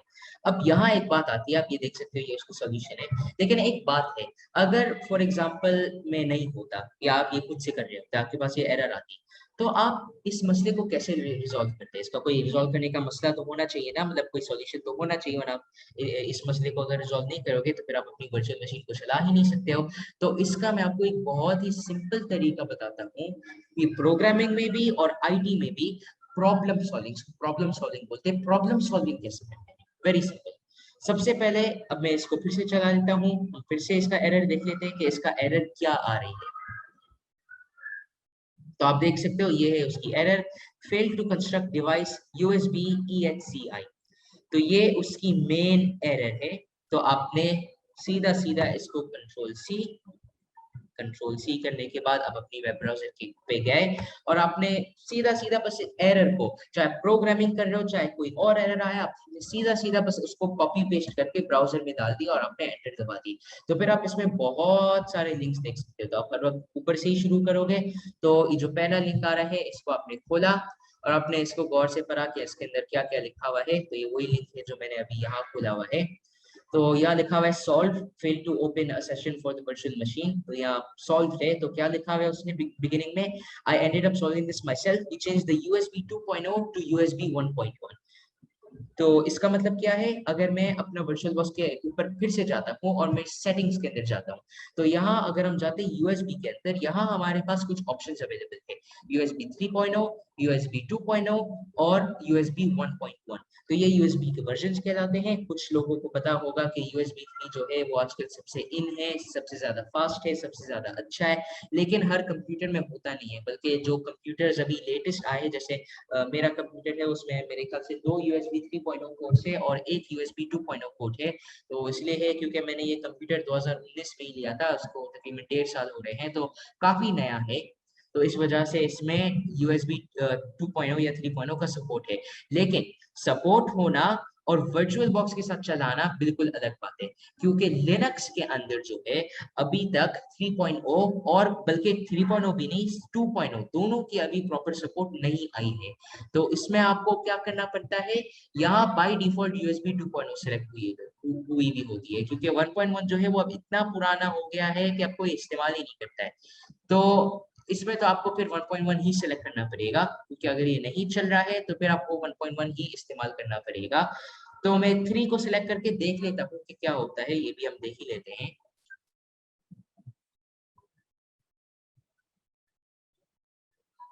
तो आप देख सकते हो अभी भी वही एरर यहाँ आ रही है। लेकिन अब अगर मैं सेटिंग्स में जाके 1.1 सेलेक्ट कर लेता हूँ, फिर मैं क्लिक करता हूँ ओके, फिर उसके बाद स्टार्ट, तो आप यहाँ देख सकते हो इंशाल्लाह बिल्कुल कोई एरर यहाँ नहीं आ रही है। तो अभी आप देख सकते हो यहाँ बिल्कुल लिनक्स बूट हो रही है। अभी कंटिन्यू करने से पहले मैं एक मिनट बस बोल देता हूँ कि एरर क्यों आए, इसका मैंने सॉल्यूशन कैसे निकाला, इसी स्क्रीन पे ही रख के। तो ये सारा अभी यहाँ लोडिंग प्रोसेस हो रही है, इसको ऐसे ही चलने दो, ये बिल्कुल नॉर्मल है, इसमें आपको कुछ अभी करना नहीं है। तो ये बेसिकली इसका इंस्टॉलेशन प्रोसेस है। अभी जो मैंने आपको बताया यूएसबी के बारे में, इसका एक्चुअल मतलब क्या है, अगर मेरे पास कंप्यूटर पे USB 3.0 है ही नहीं, मतलब कंप्यूटर पे मौजूद ही नहीं है, तो फिर तो बात ही खत्म है, उस पे जाहिर सी बात है USB 3.0 चल ही नहीं सकती है। लेकिन मेरे कंप्यूटर में अभी जिस पे मैं अभी काम कर रहा हूँ उसमें मौजूद है, लेकिन इसमें भी नहीं चल रहा है। तो इसका वजह यही है कि लिनक्स के साथ जो ड्राइवर्स इस्तेमाल होती है USB 3.0 के साथ, वो अभी तक सपोर्टेड नहीं है उबुंटू लिनक्स के अंदर। तो किसी फ्यूचर वर्जन में इंशाल्लाह जो नेक्स्ट LTS वर्जन आएगी उसमें उम्मीद है कि USB की सपोर्ट आ जाएगी पर, या तो ये USB की सपोर्ट है या फिर आपको कुछ एक्स्ट्रा कॉन्फ़िगरेशंस करनी पड़ेंगी, एक्स्ट्रा ड्राइवर्स ऐड करनी पड़ेगी ताकि आप वर्चुअल बॉक्स के अंदर दूसरे USB वर्जन्स को इस्तेमाल कर सको। तो ये एक थोड़ा मुश्किल प्रोसेस है, इतना आसान नहीं है, तो हम इसके थ्रू आज तो डेफिनेटली इस क्लास में तो हम नहीं जाएंगे। तो ये भी मैं आपको सिर्फ बता रहा हूँ फॉर योर नॉलेज। तो अभी VMware में ये एरर नहीं आता है बिल्कुल, तो इसका वजह यही है कि VMware जो है वो काफी स्मार्ट सॉफ्टवेयर है। वही बात है कि ये एक सिंपल सॉफ्टवेयर है, या बिल्कुल इसी तरह ही समझो macOS और विंडोज में क्या फर्क है। अगर आप किसी को भी पूछ लो तो वो बोलेगा कि macOS ज्यादा सिंपल लगता है, जबकि दोनों में तकरीबन वही चीजें हो सकती है, वही फीचर्स हो सकती है, लेकिन तो भी macOS ज्यादा सिंपल है। बिल्कुल यही बात है कि VMware जो है वो सिंपल है, वो स्टाइलिश है, लेकिन उसपे फीचर्स और सब जो है उसमें कुछ लिमिटेशंस है, लेकिन काफी हद तक सेम ही है। इसलिए किसी नॉर्मल यूजर को तो कोई मसला ही नहीं होता है VMware को इस्तेमाल करने में, इसलिए फिर वो VMware ही इस्तेमाल करता है अगर उसके पास पैसा है तो। लेकिन विंडोज जो है उसमें ज्यादा फीचर्स, कुछ ऐसे एक्स्ट्रा फीचर्स हो सकते हैं, और वो भी एक GUI है, बहुत ही अच्छा है, लेकिन macOS जितना सिंपल तो बिल्कुल भी नहीं है। ये तो जिन्होंने macOS को यूज किया हुआ है वो इस बात पे बिल्कुल एग्री करेंगे। तो ये असल में दोनों में फर्क है। वर्चुअल बॉक्स में एक सिंपल सॉफ्टवेयर है, आपको हर चीज को खुद ही करना है, एरर्स को देख के खुद ही डिबग करना है, ये और कोई स्पेशल टास्क नहीं करेगा बैकग्राउंड के अंदर कि हाँ भाई ये एरर आया है तो मैं इसका ये फिक्स सजेस्ट करूँ, ऐसा कुछ भी नहीं होगा, हर चीज आपको खुद ही करना पड़ेगा। VMware में इतना स्मार्ट सॉफ्टवेयर है कि वो ऑटोमेटिकली डिटेक्ट करेगा कि भाई USB 2.0 की एरर आ रही है आपके कंप्यूटर के ऊपर, ये डिफॉल्ट ऑप्शन है, ये नहीं चल रही है। तो मैं चलो ट्राई कर लेता हूँ, मैं ऑटोमेटिकली डिफॉल्ट कर लेता हूँ USB 1.1 के ऊपर। अब उसके बाद भी अगर एरर आएगा तो फिर वो आपको अलर्ट करेगा, लेकिन आपके पास एरर नहीं आई, मतलब है कि उसने खुद खुद बताए बगैर उसने 1.1 पे की, और 1.1 पे करने के बाद उसने ट्राई की और सही से सक्सेसफुली लोड हो गया, तो उसने कोई एरर आउटपुट किया ही नहीं। तो ये बेसिकली दोनों में डिफरेंस है। तो मैंने आपको एक विंडोज और macOS का एनालॉजी दिया है कि दोनों में फर्क बिल्कुल यही है। तो अब हम जाते हैं इंस्टॉलेशन के ऊपर। तो जब भी आप ये खोलोगे आप देख रहे हो पूरा वक्त मेरा ही स्क्रीन के ऊपर है, आप देख रहे हो कि पूरा प्रोसेस क्या है। मैंने इसको स्टार्ट की और फिर उसके बाद लोडिंग के बाद ये स्क्रीन आ गई है। तो यहाँ अब जो भी चेंजेस करने जा रहा हूँ मैं आपको अभी से ही बताऊंगा, घबराना नहीं है इस बात पे कि जो भी मैं चेंजेस करूंगा वो आपकी असली कंप्यूटर, आपकी विंडोज को किसी भी तरह से अफेक्ट नहीं करेगा। हाइपरवाइजर जिसकी मैंने अभी बात की थी, उसका एक तो ये काम है कि वो रिसोर्सेज एलोकेट करता है, इतना रैम, इतना स्टोरेज, इतना CPU मुझे इसको देना है, वो तो ठीक है, लेकिन उसका एक और भी बहुत इंपॉर्टेंट काम है रिसोर्सेज को सेपरेट करना, ताकि जो आपके दोनों ऑपरेटिंग सिस्टम से वो यही समझे कि ये मेरा है और दूसरा ऑपरेटिंग सिस्टम समझे कि ये मेरा है, तो दोनों में कोई लड़ाई ना हो। तो ये बहुत ही वेल सेपरेटेड हुए हैं ये सारे रिसोर्सेज। इसलिए जो भी आप अपनी वर्चुअल मशीन के अंदर, इस विंडो के अंदर जो भी आप करोगे वो आपकी मेन कंप्यूटर में कोई अफेक्ट नहीं लाएगी, ठीक है। तो अब हम शुरू करते हैं। तो जाहिर सी बात है कि आपको अपनी वर्चुअल मशीन, तो आप इसको बिल्कुल इसी तरह से ट्रीट करो कि एक और कंप्यूटर के ऊपर आप काम कर रहे हो, तो ज्यादा आसानी होगी सोचने में। मुझे पता है कि ये एक कंप्यूटर है, उसके ऊपर एक और कंप्यूटर चल रही है, फिर उसके ऊपर एक और चल रही है, मतलब ये बहुत कॉम्प्लिकेटेड है, लेकिन बस आप बिल्कुल इसी तरह से समझो हम एक और कंप्यूटर पे काम कर रहे हैं, हम बिल्कुल ये एक सेपरेट कंप्यूटर के ऊपर काम कर रहे हैं अभी इस वक्त, ठीक है। तो अब हम जाते हैं इंस्टॉल उबुंटू पे। ट्राई का भी एक ऑप्शन है, अगर जैसे आप ड्यूल बूटिंग कर रहे हो तो अगर आपको ट्राई करना है डायरेक्टली यूएसबी से या आईएसओ फाइल से कि ये कैसा लगता है उसको इंस्टॉल करने के बगैर। तो जब भी आप नॉर्मली इंस्टॉल करते हो तो आपको यूएसबी इस्तेमाल करनी पड़ती है। तो यूएसबी आपकी एक्सटर्नल ड्राइव की तरह एक्ट करती है, जो उबुंटू आपके इंटरनल ड्राइव आपकी कंप्यूटर ड्राइव के अंदर इंस्टॉल करती है। अगर आप ट्राई उबुंटू को सेलेक्ट करोगे उस सिनेरियो में, तो फिर उबुंटू आपकी यूएसबी में से ही चलेगी, तो फिर वो आप सिर्फ ट्राई कर सकते हो। लेकिन जाहिर सी बात है कि जो भी आप उसमें फाइल्स लिखोगे, जो भी आप करोगे, जो भी आप इंस्टॉलेशंस करोगे, सारी चीजें आपकी यूएसबी के ऊपर जाएगी। तो अगर आपका यूएसबी बहुत ही ज्यादा स्टोरेज का है, कुछ 1 टेराबाइट के भी यूएसबी आते हैं, बहुत ही महंगे, लेकिन एक मिसाल दे रहा हूँ, अगर आपके पास इतना ही अच्छा यूएसबी ड्राइव है तो फिर इंस्टॉल करने की क्या जरूरत है भाई, वही इस्तेमाल करो। लेकिन ऑब्वियसली मोस्ट लोग के पास ऐसा कोई सिस्टम नहीं है, तो वो उसको बोलते हैं ट्राई उबुंटू, मतलब है कि आप सिर्फ उसको टेस्ट करो। तो उसके बाद हम आते हैं इंस्टॉल उबुंटू पे। तो इंस्टॉल उबुंटू का हम ऑप्शन को सिलेक्ट करेंगे इधर। तो इसके बाद हम अपना कीबोर्ड लेआउट को सिलेक्ट करेंगे। तो जो भी आपका कीबोर्ड लेआउट है, तो यहाँ आप टाइप भी कर सकते हो टेस्ट करने के लिए, hello my name is Hussain, तो आप डिटेक्ट कर सकते हो आपकी जो लेआउट है। और फिर यहाँ कुछ इंस्ट्रक्शंस को फॉलो कर सकते हो, जो भी यहाँ लिखा हुआ है। तो नो नो नो नो, सारे ऑप्शंस आप यहाँ से सेलेक्ट कर सकते हो। सर ये वंस आप प्रोसीजर बता देंगे तो वंस आप ब्रीफली दोबारा से बता दीजिएगा स्टेप 1 2 3 से, क्योंकि ठीक सर है, वो कोई देखिए। मसला नहीं है, ठीक है, तो मैं कर लूंगा। तो ये भी एक और अच्छी बात है इसका, वो मैं बाद में ही बता दूंगा एंड में, कि वर्चुअल मशीन में ये भी एक बहुत ही अच्छी बात है कि अगर आप कोई भी ऐसा मसला करो, कोई भी अगर आपका मसला आए, आपने सिंपली क्या की, हार्ड ड्राइव को डिलीट की, एक और हार्ड ड्राइव बना ली, आपने इसको रीस्टार्ट की, और आपकी एक बिल्कुल ही नई मशीन बन गई, आपकी सारी फाइल्स और हर चीज चली गई है। तो इसलिए ये हैकर्स के साथ भी बहुत ही ज्यादा इस्तेमाल होता है कि अगर आपको कोई ऐसा काम करना है, आपको वन टाइम यूज के लिए एक वर्चुअल मशीन चाहिए, तो उस पर वो अटैक कर लेते हैं। फिर क्योंकि उसका आईपी एड्रेस और सब ट्रेस हो सकता है, तो क्या करते हैं, सीधा सीधा उस वर्चुअल मशीन को बंद कर लेते हैं और उसको रिमूव कर लेते हैं, खत्म। तो जो आपकी आईपी एड्रेस है, जो भी आपके डीएचसीपी प्रोटोकॉल से, जो भी आपका सारे ट्रेसिंग मेथड्स है, तो वो सब का कोई लिंक नहीं होगा आपका असली कंप्यूटर से, क्योंकि फिर से वही बात है, रिसोर्सेज आर कंप्लीटली सेपरेटेड। तो अब हम यहाँ से कंटिन्यू कर लेते हैं इंग्लिश यूएस। तो अभी मैं तो सिर्फ फास्ट कर रहा हूँ इंस्टॉलेशन, फिर उसके बाद एंड में हम देख लेंगे कि एग्जैक्ट स्टेप्स क्या है। तो इंग्लिश यूएस, फिर उसके बाद हम जाएंगे यहाँ। तो यहाँ what apps would you like to install with, तो हम अभी इसको नॉर्मल इंस्टॉलेशन पे कर लेते हैं। और फिर अदर ऑप्शंस में आप ये वाला भी सेलेक्ट कर लो, install third party software for graphics and WiFi hardware and additional media formats. तो मैंने पहले भी मेंशन किया है कि उबुंटू में सपोर्ट है जीपीयूज का। जीपीयू से मतलब है कि अगर आपका कोई भी निविडिया का कुछ भी मौजूद है, जी फोर्स GTX, ये 1650 का ग्राफिक कार्ड है, ये 1080 का ग्राफिक कार्ड है, ये कोई 3060 का ग्राफिक कार्ड है, जो भी आपके पास ग्राफिक कार्ड है, आप उसको यहाँ से लिंक कर सकते हो। और लिनक्स के अंदर उसके ड्राइवर्स का सपोर्ट मौजूद है, उबुंटू लिनक्स के अंदर। दूसरे वर्जन के अंदर ये बहुत ही मुश्किल है ये सपोर्ट मिलना। तो अभी हम इसको सेलेक्ट करके फिर यहाँ से कंटिन्यू कर लेते हैं। सर जो थर्ड जनरेशन के लैपटॉप्स हैं, तो फिर हमें उसके लिए जीपीयू जो है वो लेना होगा, मतलब नहीं नहीं, इंस्टॉलेशन के लिए। ऐसा कुछ भी नहीं है, ऐसा कुछ भी नहीं है। ये जो भी आपकी चीजें इंस्टॉल करेगा, ये आपके कंप्यूटर के मुताबिक करेगा। अगर इसमें है जीपीयू तो फिर ठीक है, जब आप ये इसको टिक करके इंस्टॉल करोगे तो ये फिर वो भी साथ साथ इंस्टॉल करेगा। नहीं होगा ऐसा कुछ, तो फिर वो फॉर एग्जांपल आपका वाईफाई कार्ड अगर कोई अलग किस्म का है, तो फिर उसके ड्राइवर्स प्रॉपर्ली इंस्टॉल करेगा। इसमें कोई ऐसा मसला नहीं है कि आपके पास ये चीजें होना चाहिए तो ही आप इस ऑप्शन को चेक करो, ऐसा कोई भी मसला नहीं है। आप इसको बस चेक रखो जब भी आप इंस्टॉलेशन करो, और फिर अपने हिसाब से सारा डीलिंग करते रहेगा, आपको कुछ भी खरीदने की जरूरत नहीं है। हाँ, ये बात अलग है कि अगर आप एआई के स्टूडेंट हो तो फिर बेहतर होगा कि आगे जाके आप एक जीपीयू में इन्वेस्ट कर लो।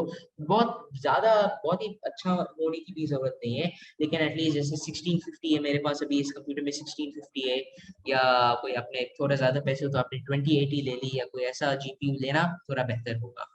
तो अब यहाँ से ये वो बात आती है यहाँ से कि जो मैं बोल रहा था कि घबराना नहीं है, जो भी हम यहाँ सेटिंग्स करेंगे वर्चुअल मशीन में, जो भी हम करेंगे वो वर्चुअल मशीन में ही रहेगा, हमारी असली कंप्यूटर को नहीं अफेक्ट करेगा।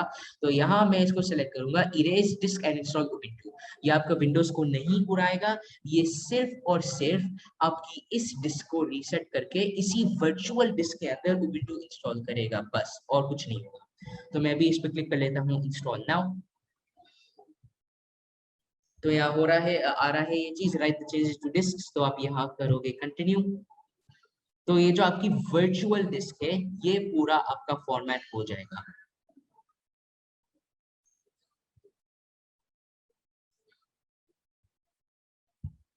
तो अभी आप देख सकते हो ये अभी रिस्टार्ट हो रही है, और ये जो आप पीछे यहाँ आइकॉन्स देख रहे हो इनको भी आप देख सकते हो, आपको एक अंदाजा होगा कि क्या क्या हो रहा है। ये आपका वाईफाई अडेप्टर है, ये आपकी हार्ड ड्राइव, आप ये देख रहे हो कि ये हार्ड ड्राइव आपकी अभी क्लिक कर रही है, मतलब कि इस पे अभी रीडिंग और राइटिंग की बहुत सारी ऑपरेशंस हो रही है। फिर से वही बात है, ये सब वर्चुअल है, लेकिन यहाँ आपको इंडिकेटर्स दिखा रही है कि अभी हो क्या रहा है। यहाँ भी ये आपकी वाईफाई का अडेप्टर यहाँ आपको दिखा रहा है। अगर आपकी यूएसबी इस्तेमाल में है तो फिर ये भी यहाँ लिखा हुआ आएगा। अभी तो फिलहाल मैंने कुछ अटैच नहीं किया है यूएसबीज में। तो यहाँ उसके अलावा मेरे ख्याल से ऑडियो आउटपुट और ऑडियो इनपुट का भी ऑप्शन अवेलेबल है। ये आपकी आईएसओ फाइल यहाँ आती है।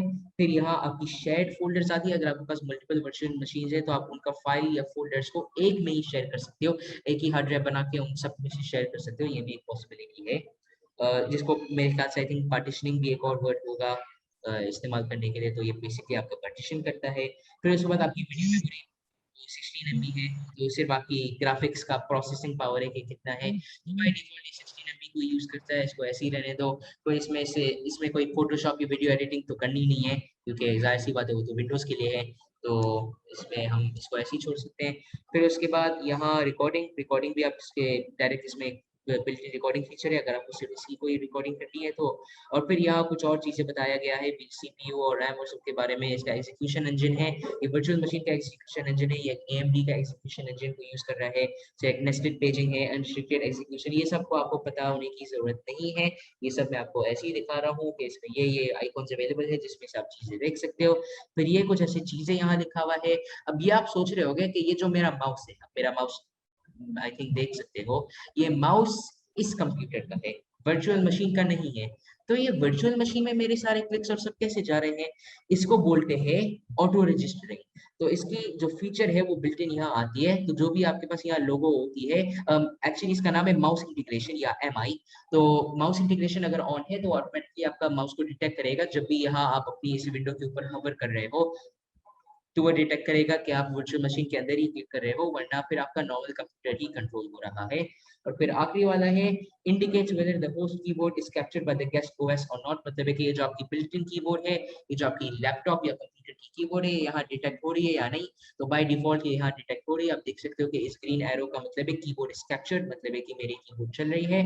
तो ये है यहाँ के सारे आइकॉन्स हमने देख लिया है। तो वेयर आर यू फ्रॉम, तो यहाँ से आप सेलेक्ट कर सकते हो जो भी आप सिटी के अंदर हो। तो इन दिस केस में कराची में हूँ, फिर कंटिन्यू। फिर उसके बाद माय नेम, तो इसमें जो भी आप चाहो आप डाल सकते हो। तो in this case my name, मेरा नाम है हुसैन गोकल। तो आप कंप्यूटर का नेम डाल सकते हो, तो इसमें मैं अपना नाम रखता हूँ लैपटॉप कंप्यूटर। ये सब आप अपने हिसाब से कर सकते हो, ये कोई हार्ड एंड फास्ट रूल नहीं है कि आप किसी तरीके से ही लिखो, जो भी आप चाहते हो आप यहाँ लिख सकते हो। तो कंप्यूटर का नाम होगा यहाँ लैपटॉप कंप्यूटर। तो पिक अ यूजर नेम, मैं यूजर नेम रख लेता हूँ वोकल। पासवर्ड में फिर अपने हिसाब से रख लेता हूँ जो भी मैं चाह रहा हूँ। तो ये दोनों मैच हो गई है। तो लॉगिन ऑटोमेटिकली या फिर require my password to login, तो इसमें आप स्पेसिफाई कर सकते हो जिस तरह आप विंडोज में करते हो ऐसे ही लॉगिन हो जाए, या फिर मेरा पासवर्ड के लिए मांगे। तो इन दिस केस में पासवर्ड में इस डिफॉल्ट ऑप्शन पे ही रखूंगा require my password to login, मतलब है कि जब भी लॉगिन मुझे करना हुआ तो मुझे अपना पासवर्ड एंटर करना पड़ेगा। फिर कंटिन्यू। और उसके बाद हमारी सारी सेटिंग्स हो गई है। अब ये यहाँ उबुंटू को ये अब असली इंस्टॉलेशन हुई है, अभी ये इसको इंस्टॉल कर रही है। तो यहाँ सिर्फ और सिर्फ आपकी अभी फाइल्स कॉपी होगी, आपकी सारी चीजें सेटअप हो जाएगा। और इसमें तकरीबन कभी 5 मिनट में हो जाता है, कभी कभी इसमें आधा घंटा भी लगता है, कभी कभी 2 घंटे भी लगता है। तो अब इसके लिए तो हम नहीं रखेंगे, लेकिन इसके बाद कोई और कॉम्प्लिकेटेड स्टेप नहीं है। सीधा सीधा ये करने के बाद आपकी उबुंटू की सिस्टम खुल जाएगी। तो इसमें क्या होगा कि यहाँ पे एक चीज लिखा हुआ आएगा इजेक्ट योर यूएसबी या ऐसा कुछ, and install and restart Linux. तो जब वो मैसेज आएगी आपके पास तो आपको कुछ भी करने की जरूरत नहीं है, क्योंकि जाहिर सी बात है आप कुछ कर ही नहीं रहे हो यूएसबी के साथ। तो आपको बस सिंपली क्या करना है, आपको अपनी सिस्टम को रीस्टार्ट करनी है। तो रीस्टार्ट कैसे करोगे, इसके मल्टीपल ऑप्शंस है। एक तो आप ये कर सकते हो कि आप यहाँ इसका एक्स पे क्लिक करोगे, फिर उसके बाद यहाँ आप क्लिक कर सकते हो पावर ऑफ द मशीन, या फिर सेंड द शटडाउन सिग्नल, वैसे ये बेहतर होगा। सेंड द शटडाउन सिग्नल को क्लिक करोगे, फिर आप ओके दबाओगे तो आपकी कंप्यूटर जो है वो खुद ब खुद बंद हो जाएगी। फिर उसके बाद आप उसको वापस चलाओगे तो फिर बजाय ये इंस्टॉलेशन का सॉफ्टवेयर के अंदर खुलने का, ये डायरेक्टली आपका असली उबुंटू का ओएस के अंदर खुल जाएगी। तो अभी फिलहाल तो इंस्टॉलेशन होगी, इसमें थोड़ा टाइम लगेगा। तो ये जितने भी हमने स्टेप्स डिस्कस किया है ये हम नेक्स्ट क्लास में इंशाल्लाह डिस्कस कर लेंगे। तो हम एक और दफा इस इंस्टॉलेशन को आप देख लेंगे, लेकिन उसमें सिर्फ हम जल्दी जल्दी कर लेंगे। उसमें कोई और एक सेपरेट वर्चुअल मशीन के ऊपर हम कर लेंगे। इसमें हम कोई पूरा इंस्टॉलेशन के स्टेप्स के थ्रू नहीं जाएंगे, वो मैंने यहाँ भी समझा दिया है। तो अभी हम उसमें सिर्फ फास्ट उसके इंस्टॉलेशन प्रोसेस के ऊपर जाएंगे नेक्स्ट क्लास में। और फिर उसके बाद हम जी sorry for the interruption sir, hard disk में कितना स्पेस होना चाहिए लिनक्स इंस्टॉल करने के लिए? ये वाकई में अब ये तो उसका तो कोई जवाब नहीं है, डिपेंड करता है आपका यूज केस क्या है। अगर आप फॉर एग्जांपल आईओटी में हो, अगर आप जैसे मैं हूँ, मैं तीनों कोर्सेज कर रहा हूँ, मैं आईओटी भी कर रहा हूँ, एआई भी कर रहा हूँ, सीएनसी भी कर रहा हूँ, सीएनसी भी कर रहा हूँ। तो मेरे जैसे बंदे के लिए तो आराम से तकरीबन 150-200 जीबी तो होना ही चाहिए, वो रिकमेंडेड अमाउंट है, मैंने उसको ही रखा है। तो वो तो हो गई अगर मैं तीनों कोर्सेज कर रहा हूँ। लेकिन फॉर एग्जांपल अगर आप सिर्फ आईओटी कर रहे हो या सिर्फ सीएनसी कर रहे हो, तो मैं आपको सजेस्ट करूंगा कि आप तकरीबन 100 एक अच्छा अमाउंट है, 100 जीबी एक अच्छा अमाउंट है। उसमें जो भी आपके काम है वो हो जाते हैं आराम से। और अगर आपको और स्टोरेज की जरूरत हो तो फिर आप आराम से इसको एडिट कर सकते हो। अच्छा, एडिट कहाँ से करोगे ये भी मैं आपको दिखा देता हूँ। यहाँ आप जाओगे वर्चुअल बॉक्स के अंदर, यहाँ आप जाओगे। अच्छा, ये आप ये जो मेरी वर्चुअल मशीन खुली है ये एक सेपरेट विंडो में खुली है। ये जो मेरी मेन वर्चुअल बॉक्स की मैनेजर है ये एक और विंडो में है, और ये मेरी वर्चुअल मशीन भी एक और विंडो में है, जस्ट सो यू नो। तो अभी हम यहाँ अगर हमें कुछ एडिट करनी है तो हम सेटिंग्स पे क्लिक करेंगे। फिर सेटिंग्स पे क्लिक करने के बाद अगर हमको स्टोरेज बढ़वानी है फॉर एग्जांपल, तो यहाँ हम क्लिक करके इस पे हम इसको रिमूव भी कर सकते हैं। और फिर उसके बाद यहाँ हम एक और हार्ड ड्राइव को सेलेक्ट करके, मतलब यहाँ ये हार्ड ड्राइव का बटन है, अभी तो ब्लैक आउट हुआ है क्योंकि हमारा वर्चुअल मशीन चल रहा है। हम इस बटन को क्लिक कर सकते हैं एड हार्ड डिस्क, और हम एक और हार्ड डिस्क को असाइन कर सकते हैं जिसपे 150 या 200 जीबी ऐसा कुछ का स्टोरेज होगा। लेकिन ऐसी सूरत में फिर आपको आपकी जितने भी फाइल्स है, आपका जो भी ऑपरेटिंग सिस्टम है, सब अनइंस्टॉल हो जाएगा। तो फिर आपको हर चीज फिर से इंस्टॉल करनी पड़ेगी। ये बहुत ही इंपॉर्टेंट पॉइंट है, ये आपको हर चीज फिर से इंस्टॉल करनी पड़ेगी और आपकी सारी फाइल्स भी डिलीट हो जाएंगी। तो इसलिए कोशिश करो कि आप इसका बैकअप रखो जब भी आप इसका वर्चुअल साइज बढ़ा दो। मेरे ख्याल से कोई ना कोई इसमें तरीका है कि आप वर्चुअल साइज को ऐसे ही बढ़ा दो इसको डिलीट करने के बगैर, लेकिन अभी वो मेरा माइंड में नहीं आ रहा है। तो अगर कभी किसी को इसकी जरूरत पड़ गई फ्यूचर में तो फिर मैं इंशाल्लाह हेल्प आउट कर लूंगा। तो ये हो गई हमारी आज की क्लास। अभी इसकी जी सर, इस प्रोसीजर में हमें यूएसबी की जरूरत तो नहीं होगी ना?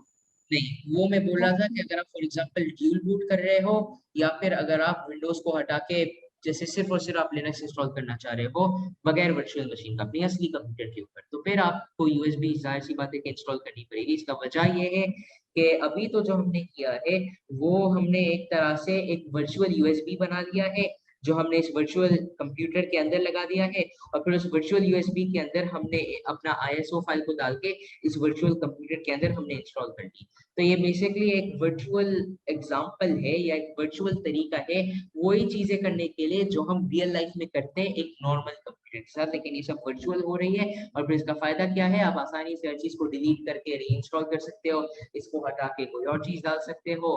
और इसमें फिर जाहिर सी बात है कि अगर आप फॉर एग्जांपल कोई हैकिंग का काम कर रहे हैं तो फिर तो ये बहुत काम की आती है कि आपका आईपी भी हाइड हो जाएगा, आपका जो भी ट्रेसिंग मेथड आपका IPv4 IPv6 वो सब रिप्लेस हो जाएगा, आपका मैक एड्रेस वो सब भी रिप्लेस हो जाएगा। अगर आपको पता है कि ये चीजें क्या है तो ये हैकिंग में बहुत ही इंपॉर्टेंट है, स्पेशली अगर आपको कोई ट्रैक कर रहा है तो फिर तो ये बहुत ही ज्यादा इंपॉर्टेंट है। तो ये चीजें सब छुप जाएंगी। तो ये एक पर्पस है इसका। और दूसरा पर्पस ये भी है कि ये जनरल पर्पस है कि अगर आप ऐसी एक वर्चुअल मशीन को यूज कर रहे हो तो वजह ये है हाइपरवाइजर का होने का और ये सब कुछ सेपरेट होने का, क्योंकि अगर हमारे दो ओएसएस होते फॉर एग्जांपल एक वर्चुअल और एक ये वाला, और अगर ये वाला ओएस जो है ये मांगता हमारा असली ओएस है जो हमारे इस कंप्यूटर में है विंडोज का, तो उससे मांगता कि यार मुझे अभी इतना स्टोरेज चाहिए उतना स्टोरेज चाहिए, ये कोई एप्लीकेशन नहीं चली है कि इस तरह से करेगा। ओएसएस बने हुए ही इस तरह से, कोड ही इस तरह से हुए हुए हैं कि जब भी वो चलते हैं वो फौरन पूरा कंप्यूटर के जितने भी रिसोर्सेज के जितने भी चीजें हैं वो सब को उठा के यूज करेगा। इसलिए हाइपरवाइजर का होना लाजमी है ताकि वो सेपरेशन हो इन दोनों के दरमियान, ताकि एक तरह से आप ऐसे ही समझो कि दोनों में लड़ाई ना हो जाए कि नहीं मुझे चाहिए स्टोरेज, मुझे चाहिए रैम, नहीं आपको चाहिए, नहीं मैं इसको दे देता हूँ, ऐसा कोई मसला नहीं होगा। ये दोनों बिल्कुल सेपरेट होंगे ताकि वो जो वर्चुअल ओएस है, ये जो हमारा लिनक्स है वर्चुअल ओएस है, ये ऐसा ही समझे कि ये मैं अपना वर्चुअल सिस्टम चला रहा हूँ, इसमें मेरे पास अपना रैम है, अपना सीपीयू है, मैं कोई भी चीज किसी के साथ शेयर नहीं कर रहा हूँ। तो इसका मेन ये भी एक पर्पस होता है, हमें हाइपरवाइजर और ये सारा वर्चुअल सिस्टम्स और ये सब को रन करने की क्यों जरूरत है। तो ये भी हो गई है। अच्छा, अब एक और भी चीज में मैं टच कर लेता हूँ, क्योंकि फिर जो भी इंस्टॉल करेगा वर्चुअल बॉक्स और सब, तो फिर आई थिंक उसको मसला हो सकता है, क्योंकि मेरे में ये बाय डिफॉल्ट कॉन्फ़िगर था, लेकिन मेरे ख्याल से दूसरे लोग के कंप्यूटर्स में नहीं होंगे। तो हाउ टू एनेबल हाइपर-वी। तो हाइपर-वी क्या है?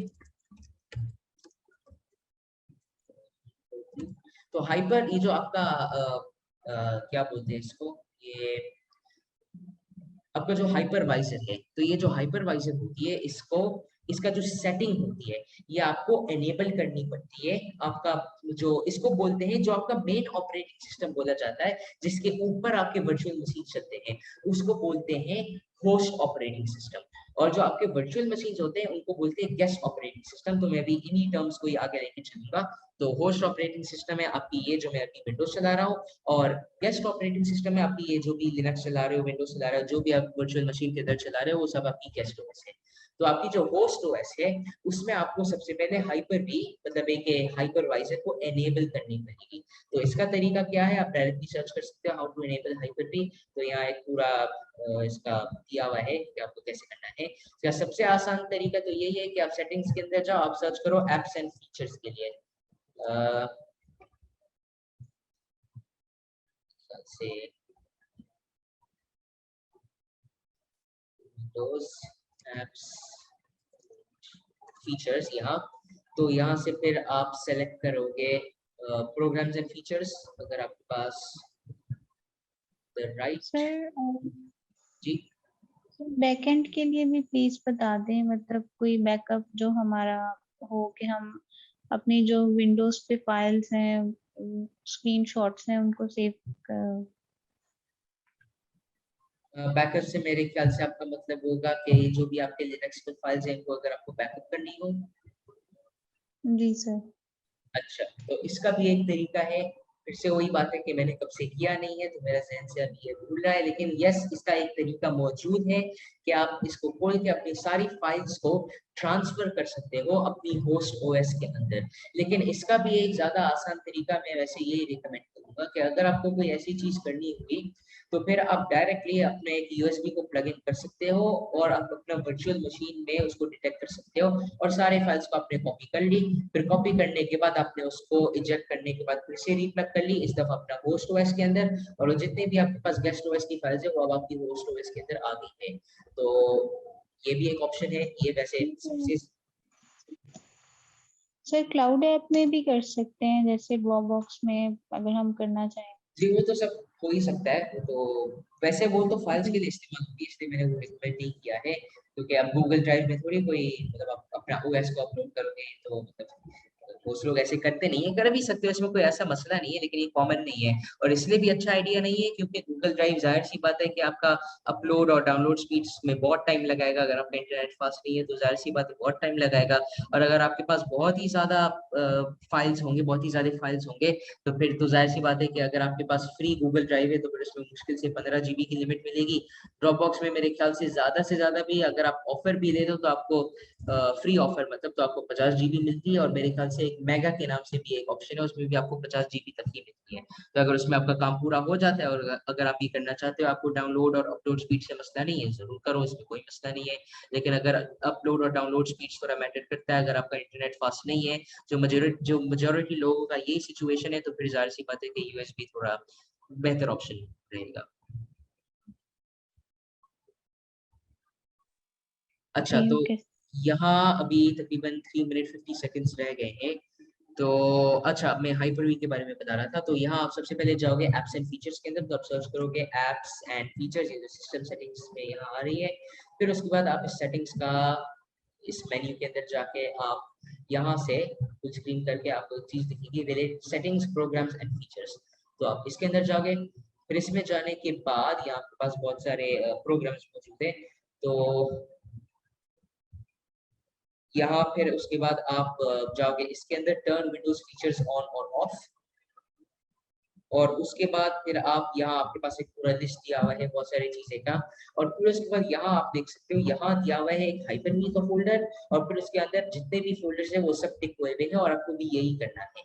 लेकिन अगर आप गौर से देखो तो इसके अंदर जो है कोई भी एच से शुरू होने का मतलब कोई फाइल ही नहीं है जो एच से शुरू हो रहा हो।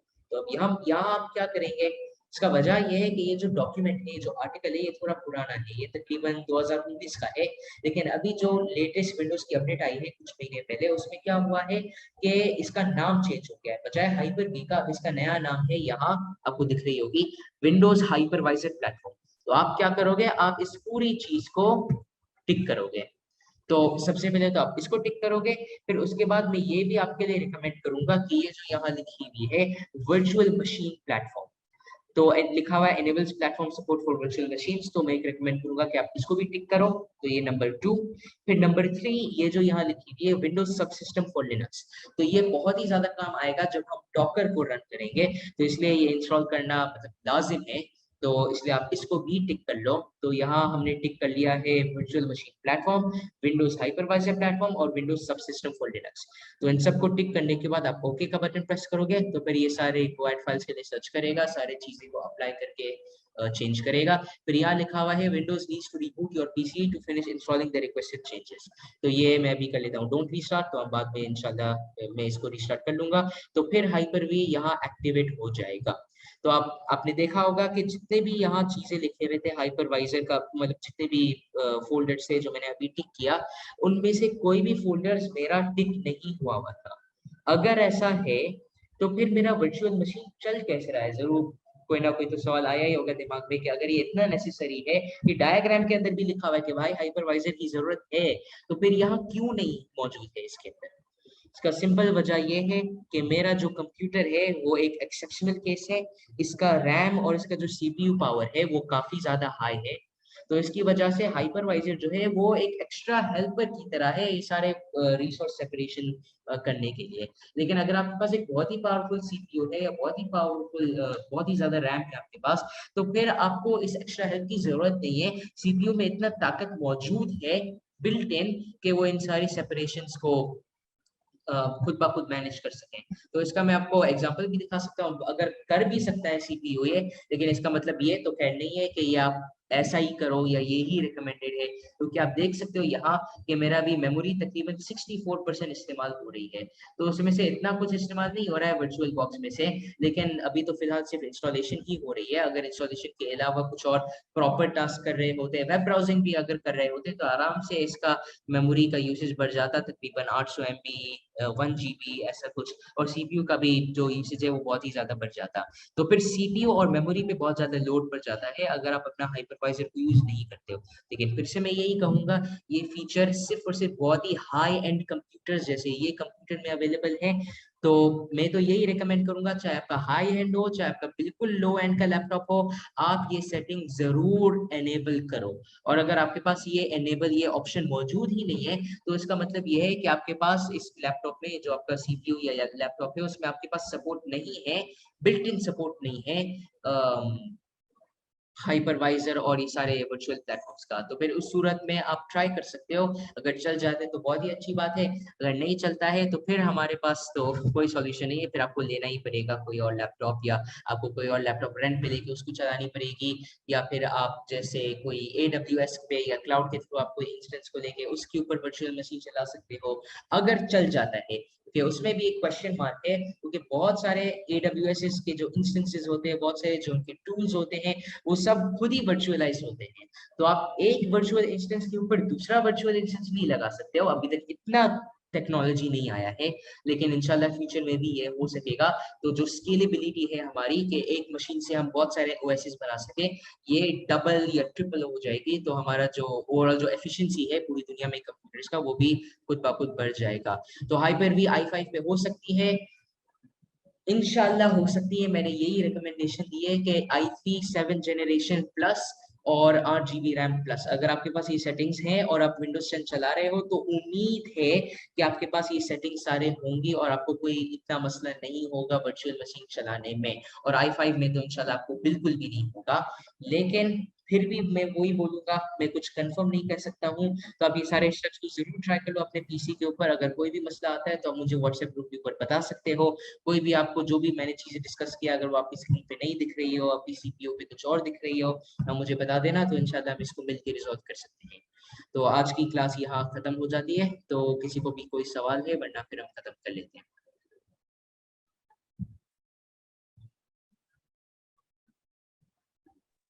जी सर, जब इंस्टॉल करेंगे फिर जरा प्रॉब्लम्स आएंगी तब पूछेंगे आपसे क्वेश्चंस व्हाट्सएप पे।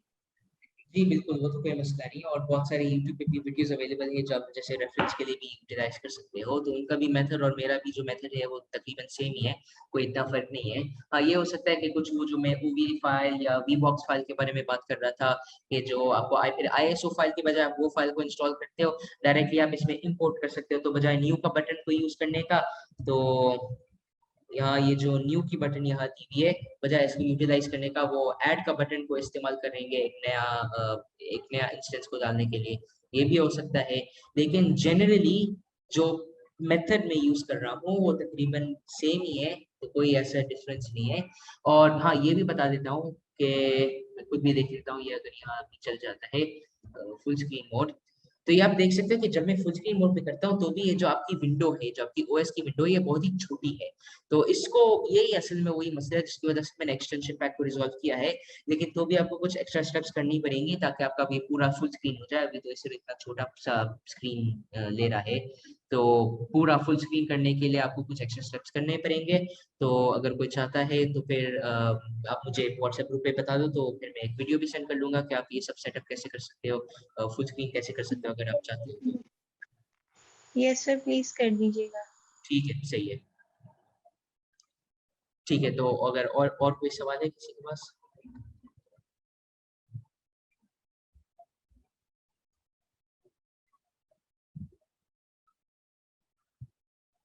ठीक है, सही है। तो किसी को भी कोई सवाल हो तो फिर आप मुझे व्हाट्सएप ग्रुप के ऊपर पूछ लेना।